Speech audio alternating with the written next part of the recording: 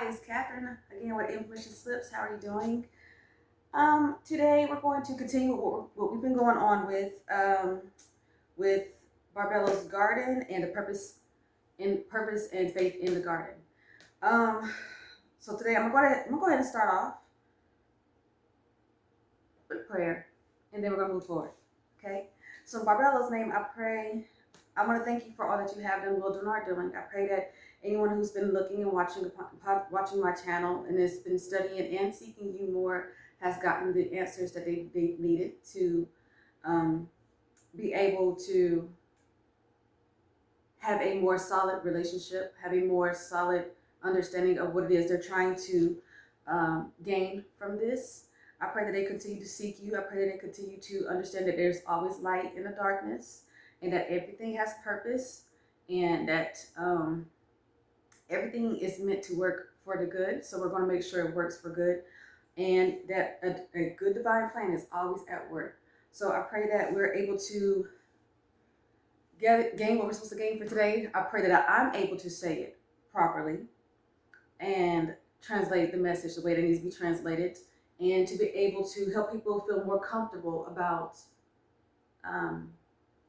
their positioning in all of this. So I pray that this really helps someone ask more questions and gain the knowledge that they need to gain. I pray that in Barbelo's name. Sula. Okay, so today I'm going to be continuing on with I'm gonna say Bible series, a Bible study series. I don't really like calling it a sermon because it's not a sermon. I'm not there yet for it to be called a sermon. So Bible study series, and I'll make sure I put that on my other paper. This is still about Barbelo's garden, and it's talking about the faith and purpose in the garden. And this is about the this was a different one for this one. I'm getting better with my notes. Proud of myself. Purpose across the gardens. Okay. So we're going to be starting. What do I need to start at today? I have my main points, but do I need to say anything prior to? Oh, okay. Well, I guess it'd be point. I guess we'll just go ahead and start with this part here. So being that most people are used to having Jesus as the one to help them understand the Bible, you should be able to have the same kingdom principles across the board if it's for the same agenda. So my consciousness has come from the understanding of Barbelo. I can't get the Jesus consciousness out of it anymore. That's just not where I'm at with it. But I can look at sermons to help me, because there is very good sermons out there that'll help you understand the kingdom principles, the spiritual knowledge of it. My main thing is making sure that I can see the spiritual knowledge from Jesus' side as much as possible, but also see it from the mother side. So my side is going to be like, his side is like all here. This is written for how he does things. My side is more so is here, but it's not the full story. And because it's not the full story, I can take this blueprint and apply it, or help me ask questions along the way. So the stuff that you've gained from being a follower of Jesus, you should be able to apply it as well here. Now, if there's something different that needs to be applied, or whatever the case may be, so be it. But you should be able to watch sermons about the kingdom. Now, a sermon series, and I may repeat myself, so forgive me if I do, but a sermon series about the kingdom principles, I believe, that is really good is Mike Todd's Kingdom series. That tells you a lot about the principles of the kingdom and understanding it a bit more. I haven't gotten to that point. That's my main thing about this. I'm not moving forward. I'm not moving ahead of where I'm literally at to try to prove a point of anything. I might do a little bit of research within the Bible and see whatever, but I need to literally focus in on this. So whenever I say I would love to hear your input of this, I literally mean I want to hear your input, because I'm learning this just like you may be. You may be far further ahead of me, right? I just, like I was saying in the beginning, I just started my faith journey, way over there. It took it where it didn't technically have me in the Bible as much as possible. So I didn't get a chance to study the way I want to. This is the most I've actually been in the Bible to actually study it. but I want to be able to get your input from whenever we read stuff. Now, like I said, it's only going to be, the story's kind of like, it has a story here, but then it has a different story that ties in along the way. So I'm not going to think that everything you say is it, just like I'm going to filter through the knowledge that's over here as well. But I want to be able to apply, like, see how this applies across the board. So if you have any knowledge about any scriptural references, and it's not about putting me down, it's not about putting any of this down, it's about, hey, do you think it's applied to this? And then it's a literal back and forth thing. That'll be more so my teaching style. I want to understand your understanding of it, because your consciousness of it isn't the same as mine. Okay, so I would love if I can get to a point where I can actually have community, or whatever the case may be, where I can start having, where I can converse with people. Like, I want to talk back and forth with you about different stuff. I do plan on actually having Bible study in a park. So if you live in Raeford, North Carolina, I believe it's Mclaughlin Park, down by the library. I will start doing Bible study there, I believe Saturdays, and I want to say around 10 a.m., 10, 11 a.m. And I want to just start getting myself back out of the community, back into the community. I've been in isolation for a very long time, and I'm sick of it. But I want to ensure that when I get back out there, I want to make sure I have people that's on the same understanding. Not like, you don't have to be exactly as me, but someone who's willing to learn, to be open, and to really just go back and forth. Like, let's talk this out. Let's see what you know, what I know. What can we bring to the table, and what do we take away from this? At the end of this, we should have a single picture to take away from this that might change the way you see things on this side, and might change the way that I see things on this side, right? So if you want to, I would love to have that kind of company. Like I said, 10 to 11 a.m. On Saturdays, I will be having Bible study, and it's probably gonna be busy, so I doubt there'd be like a table open. So I'll probably have me like a blanket out there somewhere. So if you come out there, just bring you a drink, bring you a blanket, bring your Bible, notebook for sure, because I take a lot of notes, and just something to eat, something to drink real quick or whatever. But it should be maybe an hour, maybe an hour and a half. Bible study runs along with me because I'm deeply invested into it. So I look forward to seeing you. If anybody's in Raeford, North Carolina, please come through. I would enjoy it. You know, if you can leave a comment, that'd be great. If you want to inbox me, that'd be great. If you want to just show up, that'd be great. And give me a minute to adjust to people again, because I haven't been talking to folks too much outside of being on my phone. So I have to really get myself back out there, and to just, you know, get back to regular conversation or whatever. And the Bible would be a really great way to have common ground, so it won't be just like force-fed type stuff. I ain't trying to do all that. I just really want community, right? And I want the right type of community. I don't want random. I want the right type of community.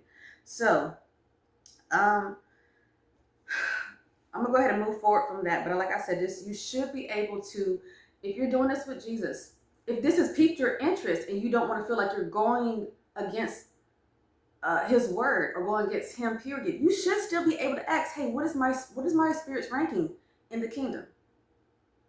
What am I as a Lord? Am I Lord or lady status? Okay, what kind of knowledge should I get from this? What should I be doing? What kind of where's my garden? What does my garden look like? What does my flock look like? Type stuff. Like, and how high can that go?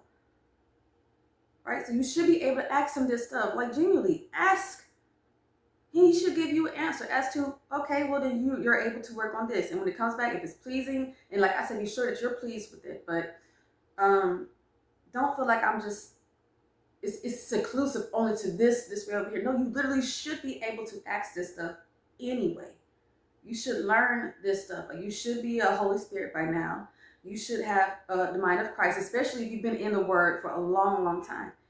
You should know all this stuff already. So you should be at the point where you can get to your lady and or Lord status to now understand the fullness of that. And then you can continue to look at my channel to understand the fullness of it. I'm going to be speaking on the garden again, blueprint, and seeing if that makes it, like honestly, if it piques your interest, it shouldn't be a problem for you to seek more knowledge on it. And if you're more comfortable with Jesus, that's absolutely fine. I understand. seek that. It should be fine for you to ask him this stuff. It shouldn't be a problem, okay? Um, so let's see. This one is about point of entry. Same agenda. Okay, well, that hit that one. I didn't know I managed to get past all that already. Okay, so when it comes over to Barbelo's kingdom, this is why I keep saying stuff like, seek or whatever. She wants you to experiment with the knowledge that she gives you. So any knowledge that you have, experiment with it. What does that mean? It means like whatever you're given with her, you got to take it and test it out. That way you can find out what do work, what doesn't work. Right? You will never know if you just have this and accept that, hey, this is the only knowledge I'm going to get. It's perfect knowledge. No, you're literally supposed to take it and refine it to you, test it out, and keep refining it however it needs to be refined, or seeking whatever needs to be sought. But you should be able to experiment with this knowledge. And if you're able to do that, then you'll be able to get a different understanding of whatever the knowledge is about, and a better understanding, a better wisdom of it, and an understanding of it. Okay? Let me slow down. Okay? You gotta be able to take this knowledge from this text into the real world. And that's the main thing. Today I'm going to be showing charts that I use to help me navigate each thing. That's helped me. I've shown this to somebody and he felt like it was like, okay, this is solid information. I just don't want to sit there and put out a chart that works for me. That may not work for you, or you might not understand. So I pray that anything that I give, you can take and apply literally as soon as possible. Right? You should be able to apply this as soon as possible. Right? Now, this is where I'm not going to sit here and try to adjust the way I talk. Like I said, my experience was my experience and I stand on that. I'm not going to force feed anyone anything, but I am going to speak on my stance. So my stance is always going to be with Barbelo. So she is my source and Jesus will be your source. Now, when I'm talking about the Garden of Eden, that's going to be very, very relevant as to why I said that. So let's see if I can go ahead and get into it real quick. I didn't write down my verses just yet, but I do know it's in Genesis. So it ain't like we got to do too much to go find it. Now, I believe last time I was talking about how Eden was bigger than the garden. Like, the garden wasn't Eden. The garden was in Eden, right? I think this is my good one. I just got these, so I don't know if it's all right properly. So, like, say this is Eden. There's a garden in Eden, but this is Eden, right? All of this is Eden, right? That would be his garden in Eden. And I say this because when you go to Genesis 2:10, it says, a river went out of Eden to water the garden. It went out of Eden to water the garden. Okay? Now, also when I speak on Eden, its definition is a place of bliss. I believe a paradise. I had this all written down. Let me make sure I get to my notes correctly. A place of paradise. So when you're talking about the Garden of Eden, or Eden, period, this is the context I pull from it. Eden should be your kingdom. So your Eden should be where your water comes from to water your garden. It should have a river to water your garden, right? Where's that at?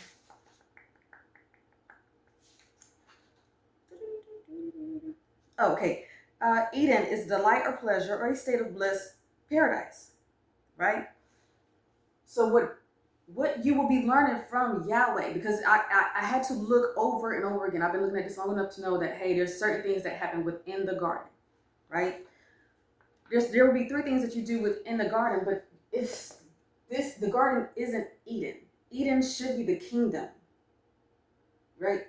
That the garden, I think, perhaps serves. So whenever I say Eden, Eden would be Jesus' kingdom, right? That would be his kingdom watering that garden. That's his Eden. Barbelo, because he will be source, right? Barbelo will be source as well. So her garden, her Eden would be watering the garden of the host universe, which would be the multiverse, right? Like, I hope that makes sense.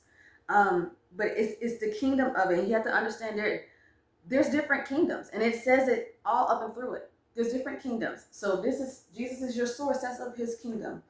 Barbelo is of the same source. That's her kingdom. I mean, she has her own same kingdom. But if you're of the same agenda, you should have the same principles. It should have the same way of being, right? If you are a kingdom of light, you should have the same stuff. It should apply across the board, right? As I get into it, I'll find out that, differs or whatever the case may be, but it should apply across the board.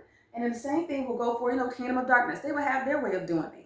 They would have their principles and stuff like that. Literally, your kingdom it all should run together. That's why I say, no matter how this is seen, no matter how this is done, his kingdom, and you can look at his body of Christ.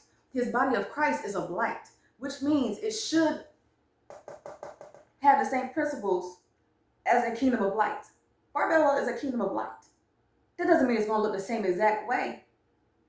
It does not mean it's going to look the same exact way, but it's going to have the same principles along the same lines, right?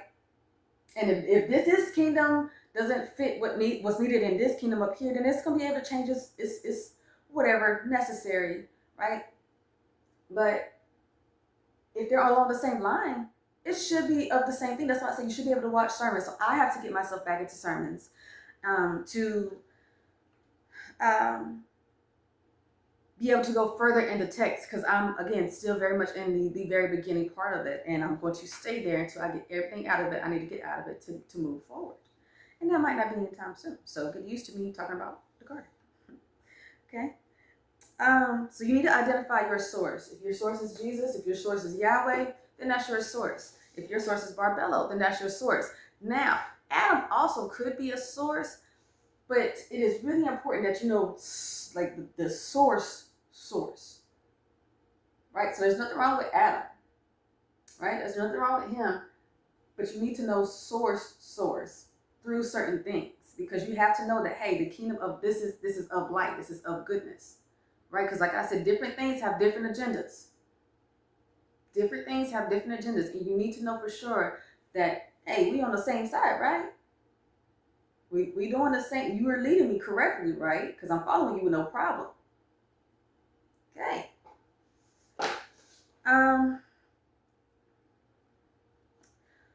So I'm going to be showing you some charts that I used to help me process through some of this stuff. I'll get back to, well, today will be mostly talking, I won't say, it'll be talking about the responsibilities of the garden, in creating the garden. I believe creating the garden might be on this one, but I'm not sure. But it should give you a whole good scope of that. And there's no need for us to go to anything beyond the Garden of Eden right now, actually, because we're only talking about the Lord and Lady level right now. Nobody is at the God level. So you don't even know the God information just yet. You're not there. This is something I was talking with my child's father about. There is the same way they did, and I love the concept of it. Now I'm gonna get to it, but I'm just gonna go ahead and say this one. The level of things, the level of knowledge that is exposed or given out should come out, dosed out, according to your level of responsibility, right? So say you're raising your children. This is based off of Cain and Abel, like I said, presenting their offerings, their knowledge to the gods. So if you give your children some kind of knowledge, a piece of knowledge, it literally doesn't matter. They're just starting their journey, whatever. You give them a piece of knowledge, Bible study, whatever the case may be. You give them a responsibility. Their room is their Garden of Eden, right? Their room is their garden. They have a responsibility over their toys. They have a responsibility to keep it clean. They have a responsibility of take care of themselves. They have a responsibility of reading, whatever the case may be. And if they want anything more, any more toys, any more, knowledge or animals, whatever the case may be, they have to present to you an offering that, hey, I've been taking care of this for a long time. I've been doing a good job, right? And you have to give your blessing, like, okay, you have been doing this, now you're able to do this. But in order to get this, you need to show me that you can handle this kind of responsibility. And this is the knowledge of it. It is released based off of your level of readiness. So nobody's ready to get the God level information yet. We're at Lord and Lady status. If you're at Lord and Lady status right now, then you literally need to take your time to learn what the garden is, what your garden is. You need to know. You need to know that and the power and authority you're supposed to have. Okay, so this is I'll get more into detail on that one in just a minute, but I'm going to show the charts that I've had to help me process through things. So, like I said, whenever you get knowledge, you can't. Knowledge is out there, so people are going to use it however they're going to use it. That's why I say if you can get this knowledge, use it. But you should be able to take it back to be refined. You should be able to seek, hey, is this good knowledge, or is this good knowledge or bad knowledge? Is knowledge the same or not? Like, so I've been big on talking about the processing of time, and I've created a chart, and I pray that you get an understanding of it. Okay. So we're going to talk about the processing. This is a chart of processing.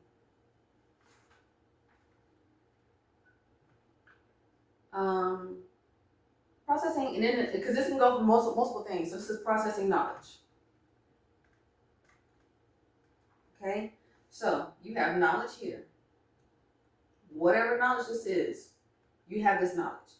Then it'll go into wisdom. Oh, I hope this doesn't. I hope you can see this. All right, it doesn't look like you can. It goes into wisdom. Hopefully, I'm talking loud enough that you can see. And then it goes over to understanding. And then that should equal you out to knowledge, but it should equal you out to holy knowledge. Right? It should become holy knowledge because you refined it. You refine this knowledge all the way through and through. Right? So I just got these pens, these markers, and they're not showing the way I want it to show. Oh, that's better. That's much better. Okay. Can you see it? Kind of. Well, I'm talking about. Okay, so whenever you start experimenting with this, it's you're going between the knowledge you have and the wisdom you have. You're going between this. This is your experiment. Okay, you're experimenting with this knowledge, which means you're applying it in real life, some way, some shape, some form, to understand the way you do and do not want things to go, or what information you want to keep and what information is useless. You don't want, not everything that you have is meant to be used, whether it be at this point or whatever the case may be. Whatever your goal is with that knowledge, you need to refine that knowledge and be able to properly process it in time. Not everything you get is useful. Not everything you get is useful. Okay? Now, when you get this knowledge comes with power. Please understand that. This knowledge comes with power. And this power, in this experimenting, if you choose, you got three things that can either happen while you're experimenting. You discover the power of this knowledge, right? You go one of three ways. You're either going good, bad, or evil. That's that on that. It doesn't matter. When I say people are ignorant, it's not because they don't have the knowledge. You're ignorant because you're going against your better wisdom. Like you know better than what you're doing. You are completely controlled by this knowledge. You know you're not supposed to be doing it. You know the ending and you still choose to go do it. That's being ignorant. It's not because you're stupid. It's you're ignorant. You can't, and then expect it not to happen. You're getting what you asked for. You just think you can cheat the system. It's not going to work that way, right? So you're going to either choose good, bad, or evil, right? And this is going to tell you exactly who you are, right? This is going to tell you exactly who you are. What you cannot do is sit here and try to be and. I could be good and bad, and then it'll be okay at the right time. No, it's or. You have plenty of time to process this knowledge in time for it to be an or, for you to learn whether you're about to be good with this knowledge or bad with this knowledge or evil with this knowledge. That's just, is this really that on that? So this, I didn't finish this one out. I did finish this one out. I didn't have the paperwork. So the same thing goes from here. Once you get this knowledge, you can take this knowledge and you become idle with it, right? This is going to go into another chart that I have in place. This is the duality of reality. So you can take this knowledge, right? Find out, like this here is just a sitting knowledge. You have the knowledge, you're aware of it. But then you discover by experimenting, no, this knowledge actually has some power behind it. This, you can't, whenever you understand the power behind it, then you start acting a little different. This is going to show where your character really stands. You got to sit there and try to play that middle line. Go on over, head over to the evil side. Don't play. Because if you weren't trying to do something evil, you would never be tapping on that bad side. You would never be trying to hit that line whatsoever. Right? Your boundary will be, hey, I want to do as much good as I can, but I do need to know the limit between the bad. Like, if it hits bad here, that's not good enough for me, right? But it shouldn't be like I can do this and this. You can't do that and that. You're already on the evil side of things. You're already in ignorance. You can't even get to wisdom. It will never become wisdom. It's false wisdom about time you think you got it. This is where the ignorance step in. Oh, I have it. No, you don't. No, you do not. It is completely controlling you, right? So when you experiment from the good, the knowledge, and it becomes power because you've experimented and you refine that knowledge in itself. It becomes wisdom. You have to refine that knowledge too. That wisdom has to be refined as well because it can give you a false sense of security. Oh, I've gotten wisdom. I got all the understanding that's possible for it. No, you do not. Refine it again. It goes through the same experimenting process. You have to experiment until it becomes an understanding that now makes it a holy knowledge. It makes it a knowledge that you know is always going to prove to be good. It should prove to be good, or you're going to follow, get the one that proves to be bad all the time. You're really not going to get down here. This is where it starts getting ignorant. If you're doing evil, you're not getting to the rest of these. You're lying to yourself. You're lying to yourself. You want to convince that, hey, I didn't went through this entire process. You literally have not. Right? So when you process in time, you become the power. You become it. Right? You should become the knowledge that you know because you know it. You have an understanding of, what to do, what not to do, how to use it, when not to use it, whatever the case may be. This is about processing your knowledge in time. And you can do this with several other things. Using it literally the same chart. That goes with time. If you do time here, you got, past, present, future. If you have creation, you have, I think it's created, creating, creation, created, creating, and so forth and so forth. So there's many different things, but this would be like the base chart for it. Process through that information. Like I said, whenever you get this information, it's just like, oh, I have just this information. No, if you take the time to actively seek the purpose of this information, you can be like, well, she's just talking about being a lord, a lady. This isn't that, but so much. I promise you, it's more than you think. You have to be able to be responsible with this knowledge, this wisdom, and that understanding. It's an active thing you have to apply every day as much as possible. It needs to be refined. You need to have control of it. You need to know how you are whenever you have power. Okay? You have to know how you are whenever you have power. Now we're going to talk about the duality of reality. This is the chart of duality of reality.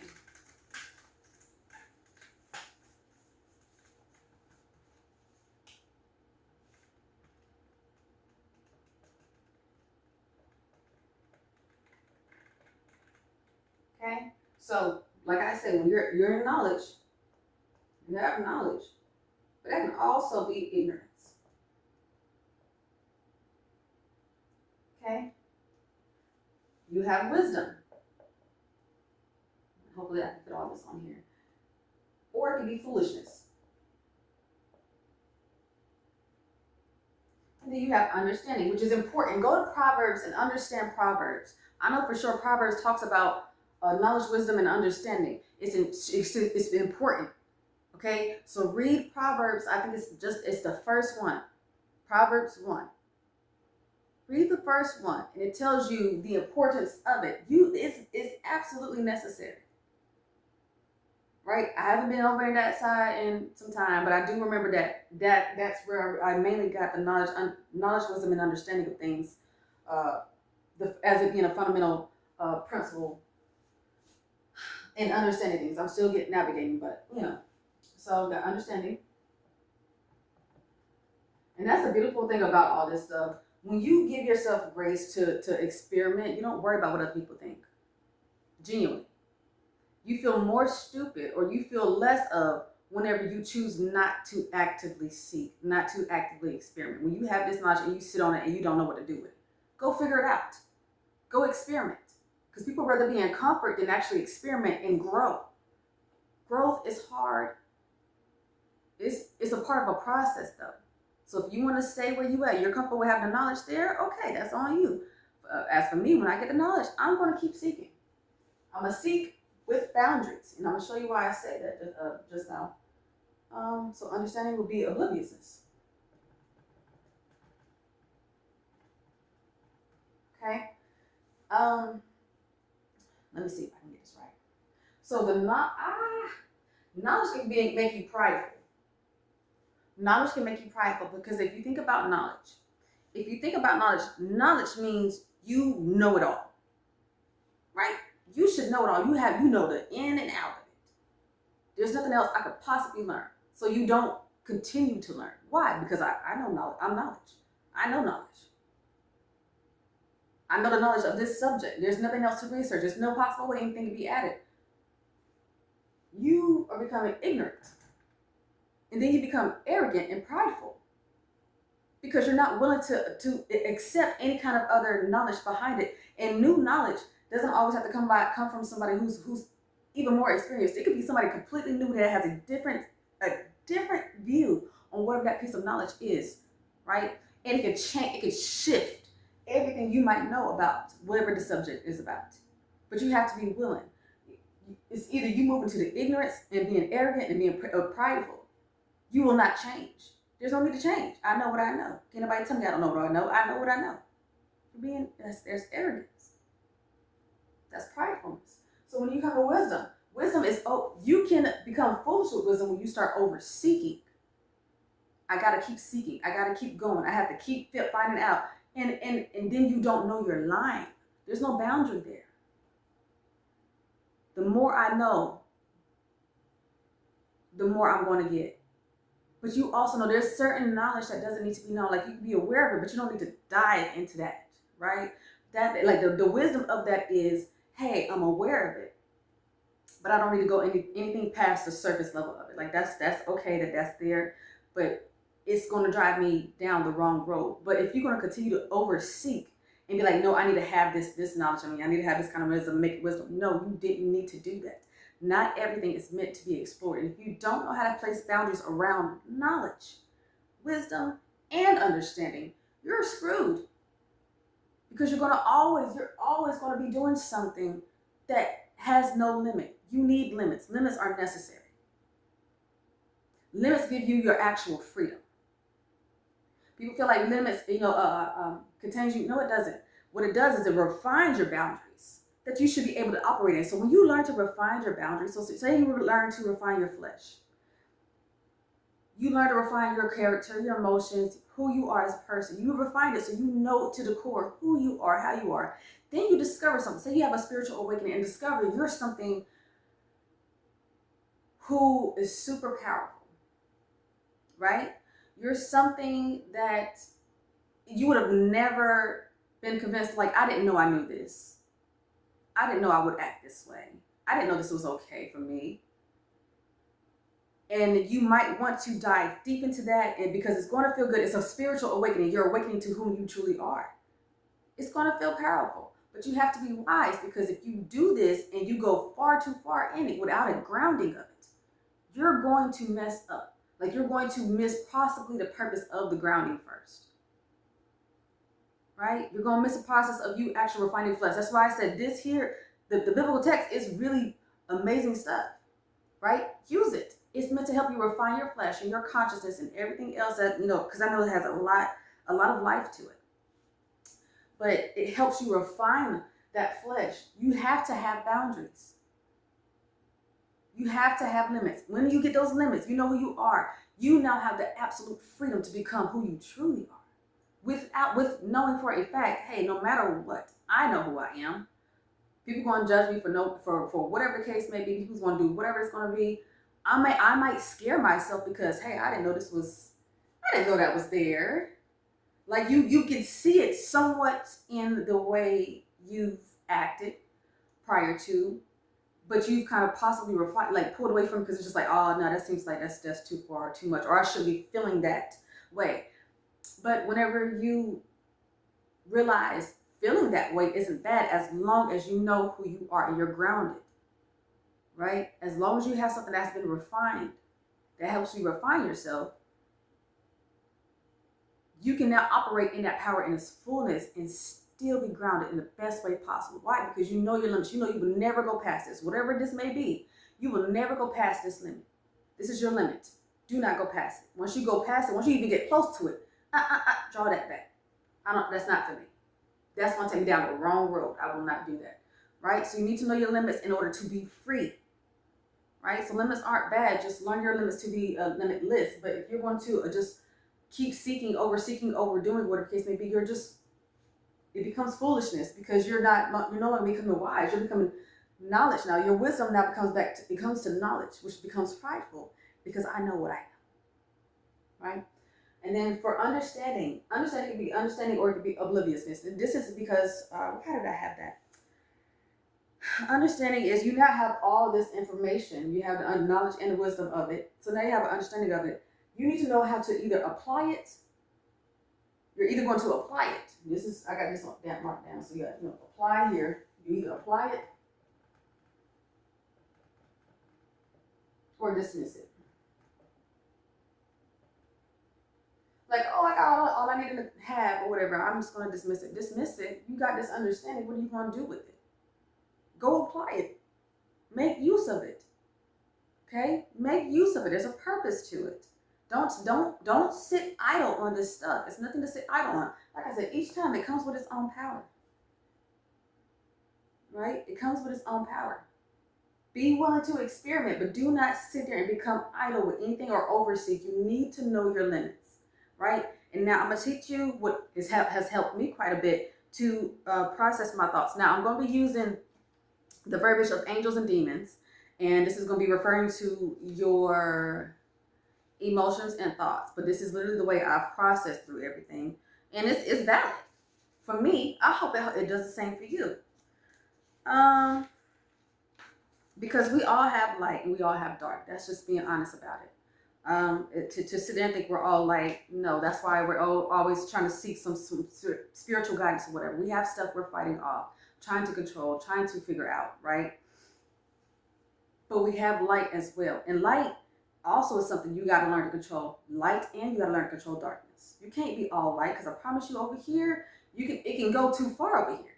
Just like it can go too far over here. But you have to learn your limits across the board. When you learn the limits across the board, you'll be fine.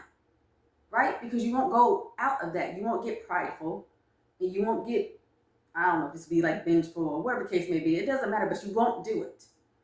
Right? You'll be wise about the entire situation. So hopefully I can get this whole thing on here. And this is where I came up with this from whenever, this was my early portion of doing things before. This is my last chart, and I'll be able to get to the topics I want to get to.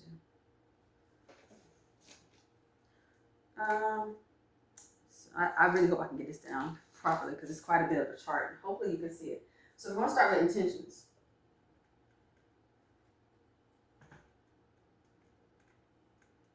I probably said that wrong. Okay, you want to start with your intentions. Your intentions, and just write down some of the stuff, because I'm not going to write everything down. I still got my other stuff I got to talk about. I think that's up. I don't know, to be honest. Your intentions is your process of thinking. So you should write above it, process of thinking. Literally, as I write it, please go with it. Your process of thinking. This will lead to either your instincts, or this will lead to your feelings. Okay? This is your process of thinking. I'm gonna go ahead and write it down in a moment.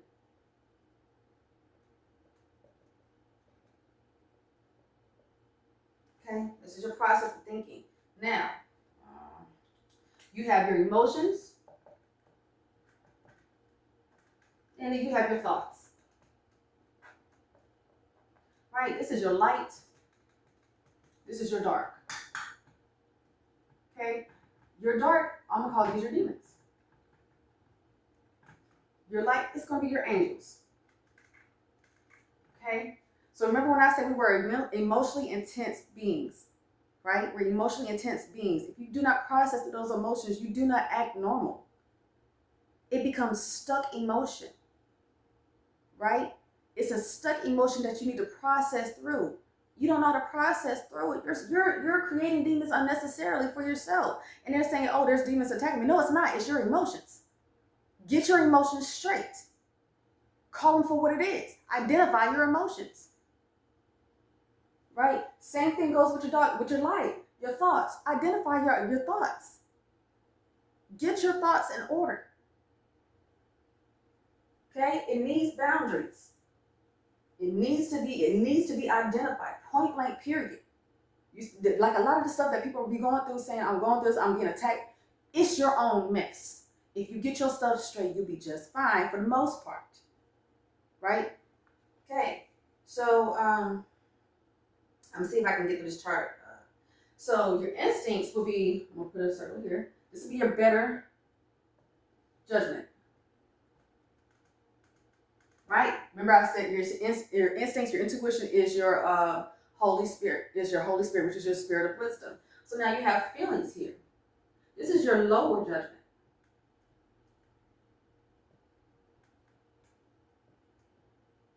Okay? This is your lower judgment. So you got this one here. Your intentions. Your intentions go either way. It's going to either send your intention, and go look up what intentions mean because I don't have it written down. But your intentions should send you either way. It's your process of thinking. Your process of thinking should either send you to your instincts or it should send you to your feelings. Either or. That's your higher or lower. Your feelings, you better make sure you got a hold on your feelings.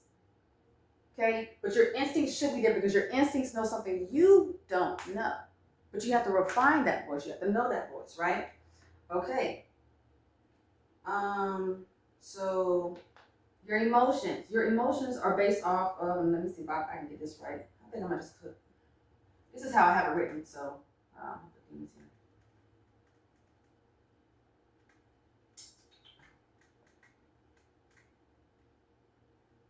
Okay,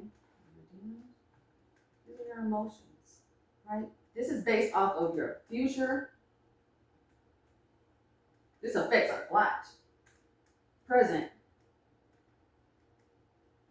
and your past. These are based off of your, you should know your emotions.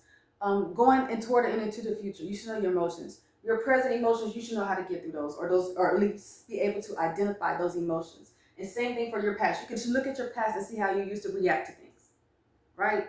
How do you react to things? You should be able to pinpoint different things. Now, when it comes to your thoughts, you have, I don't have enough room to write this the way I want to write. So, I want to write it this way, but I don't have the room. So I'm going to write wisdom. This is a doing. Okay. Then on the side would be understanding. Being spirit, being thought. And then same thing down here will be knowledge. Having. Okay? Right? All of these play a major effect, but it starts with intentions. I swear that looks wrong. That might be wrong.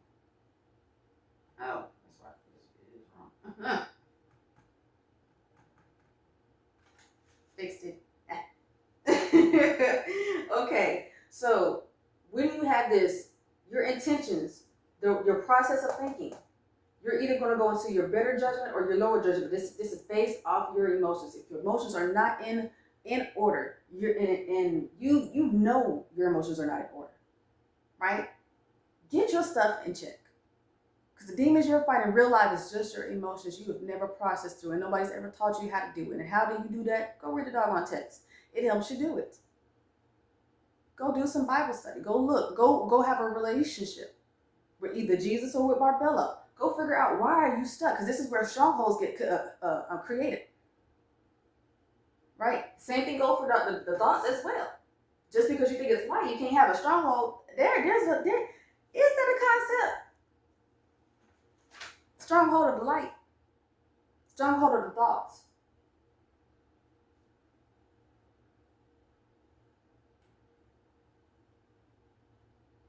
I don't know if I'm gonna take note of that, but this is why I said whenever I want to be able to talk to people, because there's stuff I realize whenever I'm talking, it's only gonna happen as I'm talking, and I want to be like, let's go back and forth, whatever you just realized or noticed or peeped or whatever, like let's write it down, get back to it later on,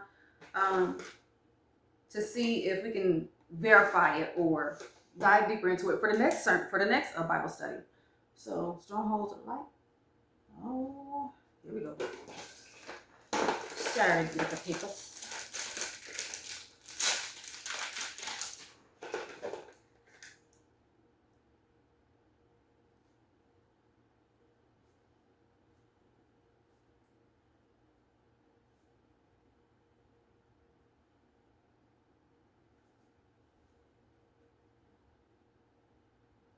Honestly, it's something to think about. And you, like I said, whenever you're doing this with me, you have to be willing to what if, not just one specific area, but across the board. Because if there's a stronghold here, there could be strongholds here.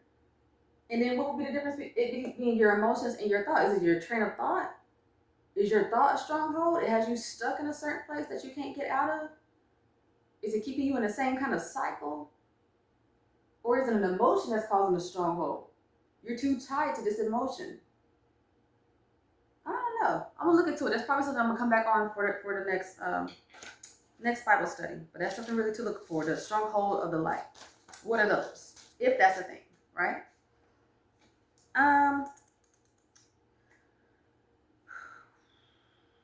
Geez, I wish I had a bigger board. I think I'm gonna get me a bigger board. I'm at 47 minutes. But this is your lower judgment, your feelings. If your feelings aren't refined, it's always your lower judgment. I feel like your feelings is more likely lying to you. If there's no logic behind your feelings. What's the logic behind your feelings? When you start trying to put logic behind your feelings, now understand where that logic is coming from. Is that logic coming from a stronghold place? Does it come from a stronghold thought or emotion? You got to process through it properly, right?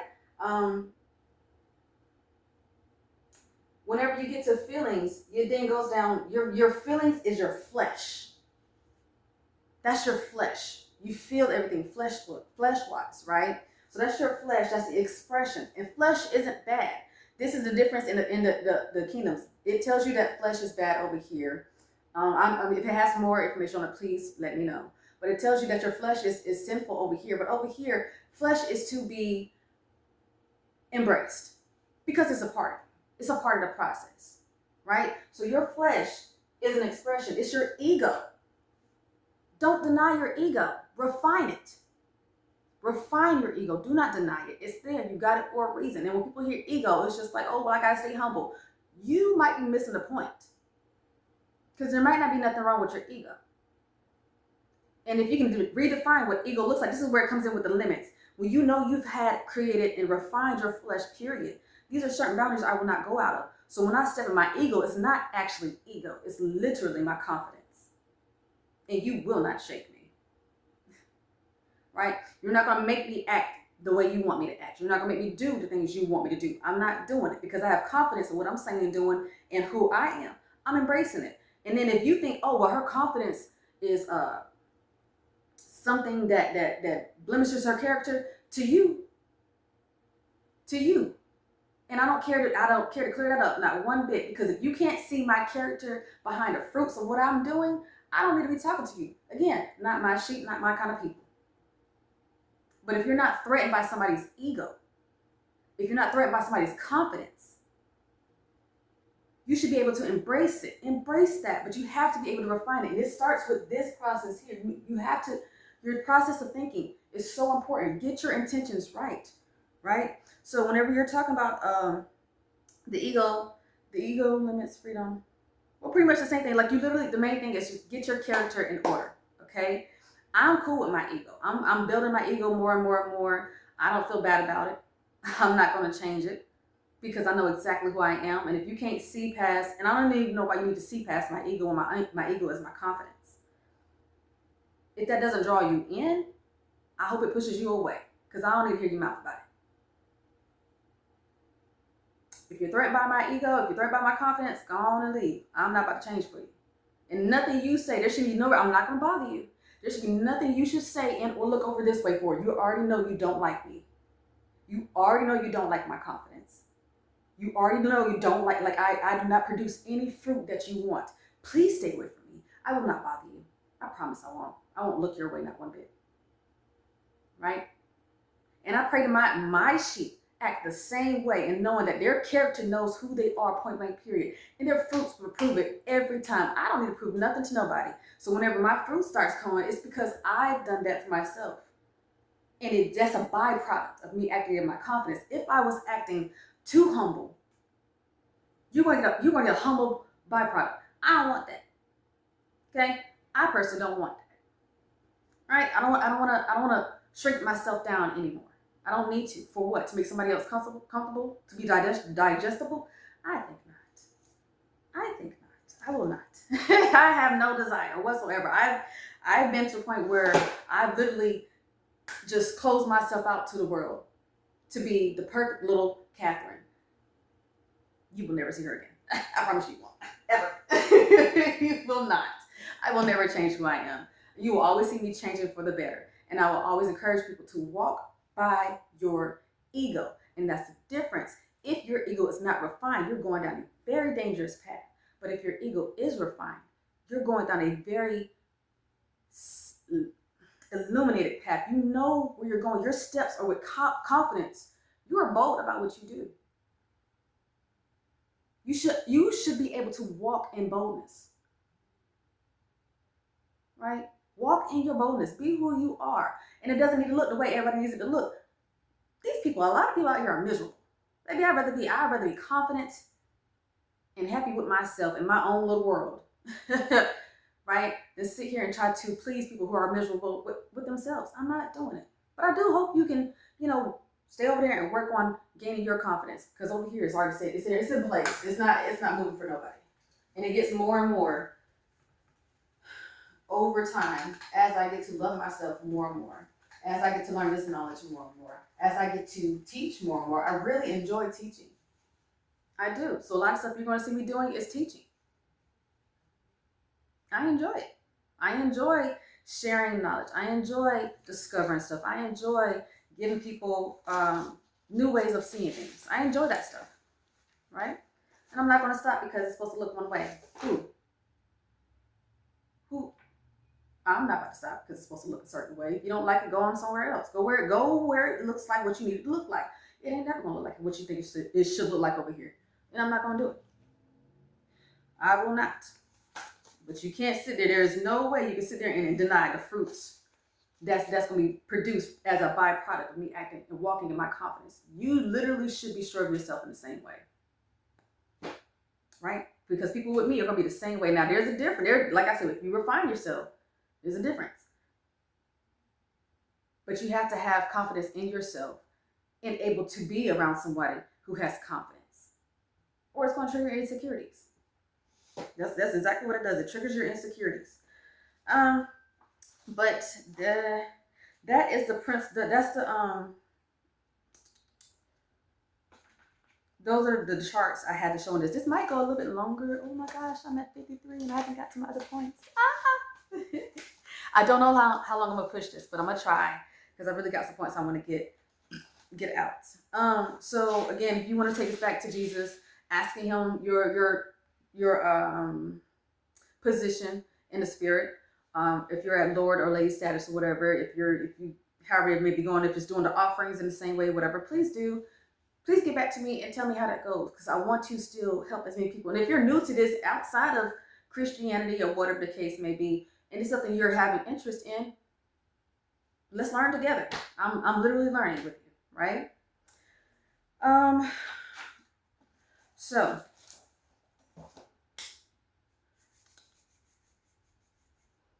knowledge, I'm actually hitting a lot of points anyway. Okay, so when it comes to your kingdom status should come with kingdom knowledge, and it should come with kingdom faith knowledge, right? Or like faith knowledge, excuse me. Now, this will go, I'm going to stick with Cain and Abel because there's more to the story there than what we see. So when you're talking about, there's three, I want to say four, I'm trying to make sure it's right. There's three responsibilities of the garden, and I think the fourth one is the presenting of the offering, right? So when you go back to Genesis, of course, we're going, staying in the same place. When you're talking about Abel, you're talking about Abel as a keeper of sheep. This goes across the board. You're doing the same thing. You talk about Cain, he's a tiller of the ground, and then you talk about Yahweh as the creator of the garden. Now, whenever you read that Yahweh created the man of the dust of the ground, he did that because he needed a tiller of the ground. That literally says that in Genesis 2,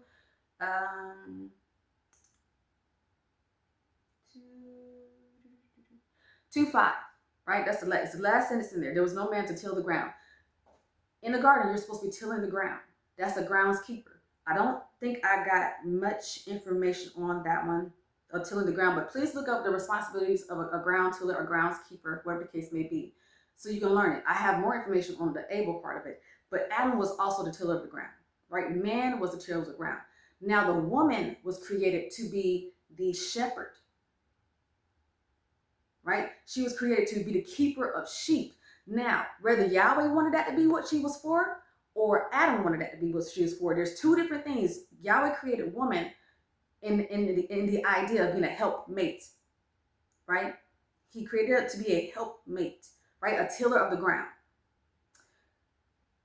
Adam created woman to be the keeper of sheep, right? So whenever you read back over into Genesis, the end of Genesis 2, go to 2:23, it'll give you all that women are supposed to be doing, like the purpose of women. Like I said, I'm still breaking down bits and pieces of that.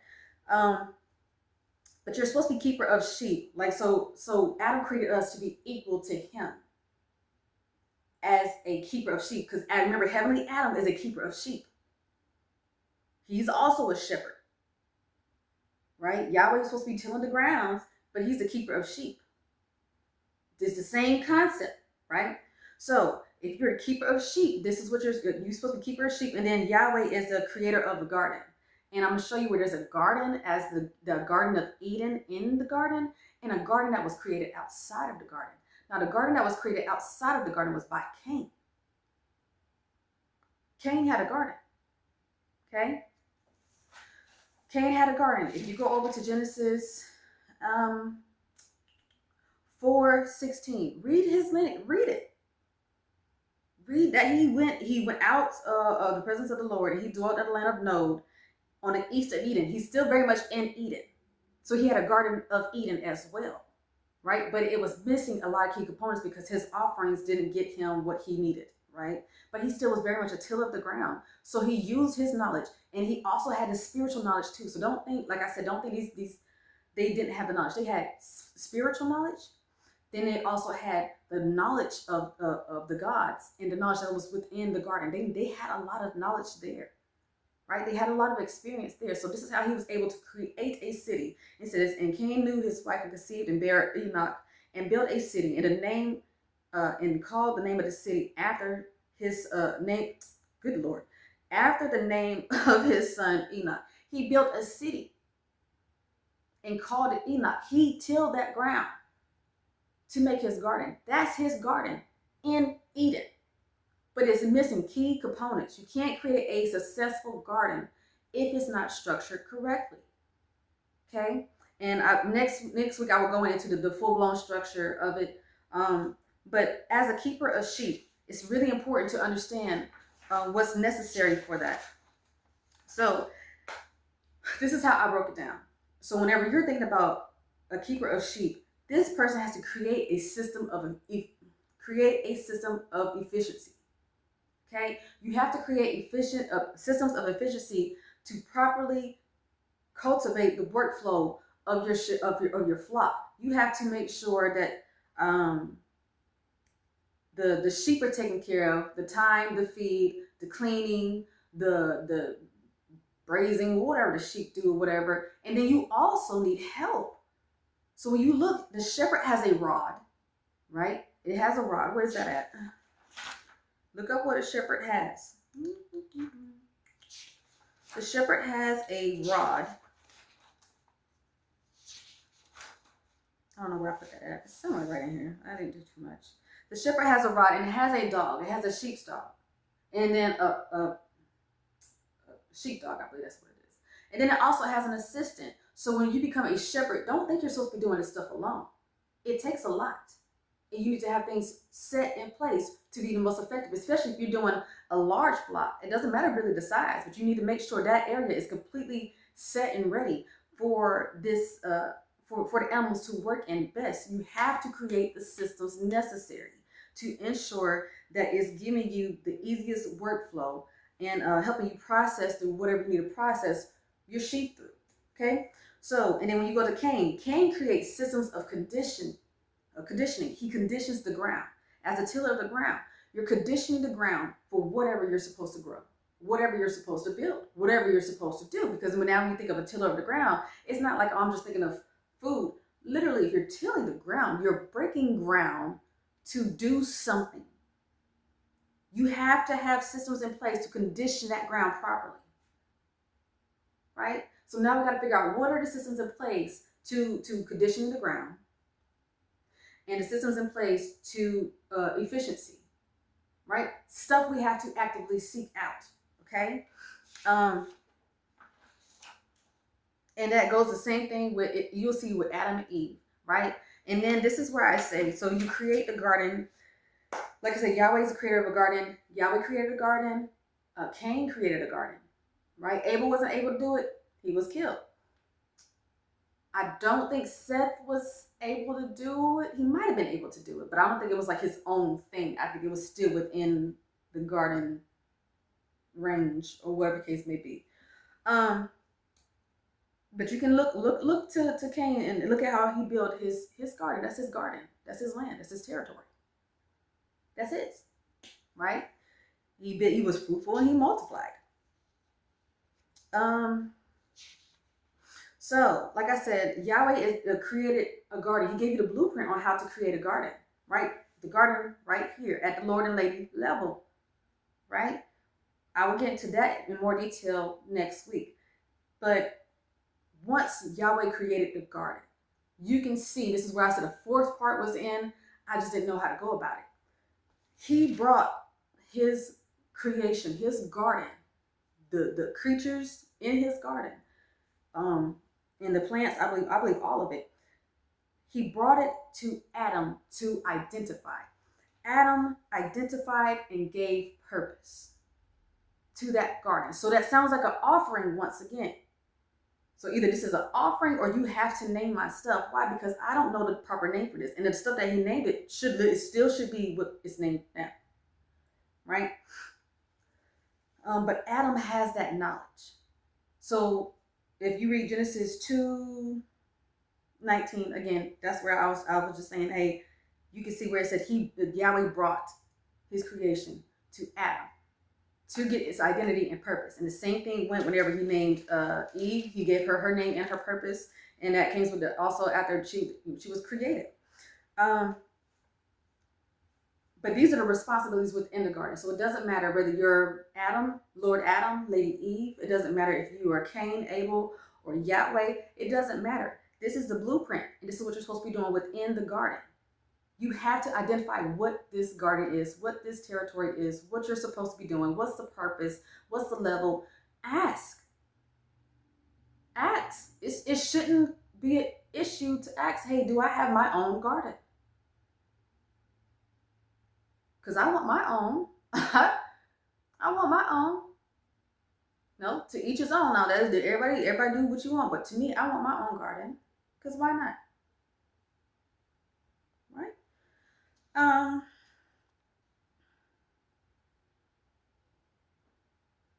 Like I said, Cain did create a garden, but he didn't create it properly because he didn't have the full knowledge of what he was supposed to be doing in that garden. I believe it might have just been he went and survived and created a garden just because of that. But he still had his spiritual knowledge. He still had his knowledge, the kingdom knowledge anyway.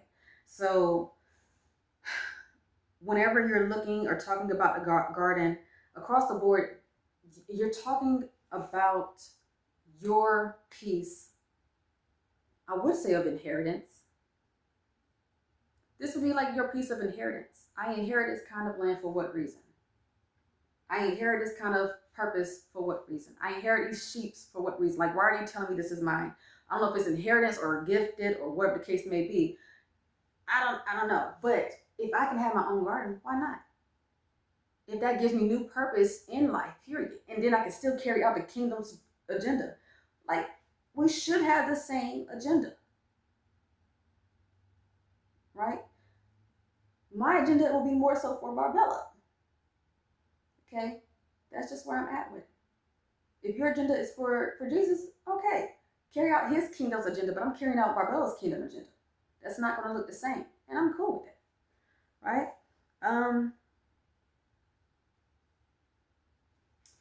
I think that's it. I think I managed to get everything in. Yeah, I did. I'm proud of myself. So I hope today was pretty helpful on helping you learning how to process through your thoughts, the charts and stuff like that. Understanding that the garden has purpose and there's different responsibilities within the garden. Next week, I will be speaking on how to create a garden using the structure, again, simply from the very beginning of this, Genesis, according to how it's supposed to be, and then getting Barbelo's input on what might be missing, right? Because her garden will look a little bit different from his garden. Now, I don't think everybody's garden should look the exact same. Now, you should have a blueprint, because if the blueprint works, why change it, right? If it works, then why change it?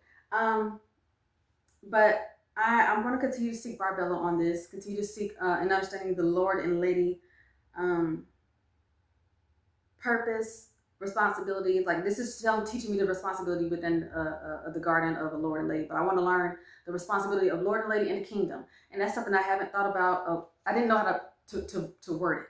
So the Lord and Lady purpose within the kingdom. I'm going to take note of that and be sure to write that or look into that more so.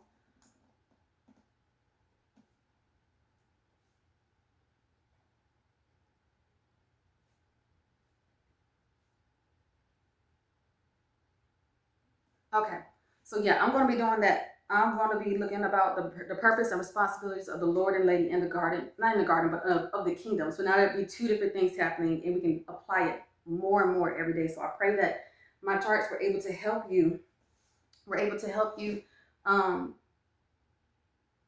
Think about your intentions, to help you refine yourself, to help you understand your emotions, to help you understand the way of not being idle or over seeking whatever the situation of the knowledge and experimenting with the knowledge. Please experiment with this knowledge. Go seek and learn your voice. It is so important to learn your voice. You can trust yourself. You can trust yourself. Please trust yourself. Okay? You can't experiment if you can't trust yourself and it's already being told you're doing it wrong. Go experiment. Right? This stuff is a lot easier when you're younger. But if you're entering into this at a grown age or whatever, you still got time. Figure it out. Go figure it out. Learn. Push through. Right? You know, it's no need to sit there and have this information and then just leave it. No, that's wasteful. So I'm gonna go ahead and close today out, but I'm going to go ahead and say this as well. I haven't asked for anything this entire time, and I'm being kind of led to ask about it. So if anybody would like to donate to the church, and the church is me, so I'm not about to sit here and lie about it. The church is me. If you'd like to donate to the church, just because you feel like it, you want to, if you want to help in some shape, form, or manner, or whatever, that'd be really amazing. I would love that. I would appreciate that. I would love to see that the community is out there. And then when I get an opportunity to give back to the community, and whenever I get an opportunity to establish the church more, the money will go toward the actual church. But the church is me right now. So if you would love to donate, if you would love to just give a blessing or whatever the case may be, I would love to receive that. That'd be beautiful. Especially if this has helped you in any shape, form, or manner. So I pray that you all were able to receive what I was talking about today and that it helped you along the way. I pray that you can apply it throughout the kingdom. I pray that you can experiment with the knowledge and have comfort in it, and knowing that the good divine plan is always at work. So my experience, excuse me, my experience is valid. I'm not changing on that. No, I see things the way I see things because I know things the way I know things. But understand, Barbelo knows things for the way she knows things. So things were allowed for a particular reason. It's a safe space, right? It should be able to help you grow, is my point. It shouldn't contain you. It shouldn't keep you only at this level. It literally should help you grow out of it or grow within it, because at there's a certain part you're gonna outgrow it. That goes with everything, right? So it should prove to be a place where you can grow and be the best that you are, be all that you're called to be, find out what you're called to be because you don't know, right? But that's why I say it's important to get your voice up. Learn that you can trust yourself and stop thinking that you need something else to handle everything for you. You don't. You got it, right? So I pray that we're able to continue to do this, and anything that I've questioned or came up with midway through this Bible study, that it is able to help individuals keep questioning, like the same way, like ask questions, see how it goes, write it down, go look into it or whatever, but don't sit on this information. Do not sit on this knowledge. Continue to seek the spiritual side of it. Continue to seek the mother if you're seeking the mother. Continue to seek Jesus if you're seeking Jesus. Either way, it should give you what you're supposed to be given. So if you want to keep coming back because you're interested in it, and you do want to take it back to Jesus, fine. I'm cool with it. It's not like I'm capping off the information, the knowledge, right? I'm just trying to find my flock. I'm trying to find my people. So if you would like to come, and like I said, I'll be at the parks on Saturdays from, around 10 to 11. I'll probably put it more down in the description, the exact time. It'll be at the Raeford Park behind the library, Mclaughlin Park, I believe it is, behind the library in Raeford, North Carolina. So I hope to see y'all next Saturday. And like I said, just bring you a blanket, bring your Bible, bring you some paper to write down with, something to eat, drink real quick. It'll be about an hour and a half, depends on however long it goes. But I look forward to seeing you there. And I appreciate for anyone who does choose to donate and to help me out. It's a blessing regardless. So thank you. And I pray that this continues to light the way, no matter how dark it might get. And I pray that in Barelo's name, Sula.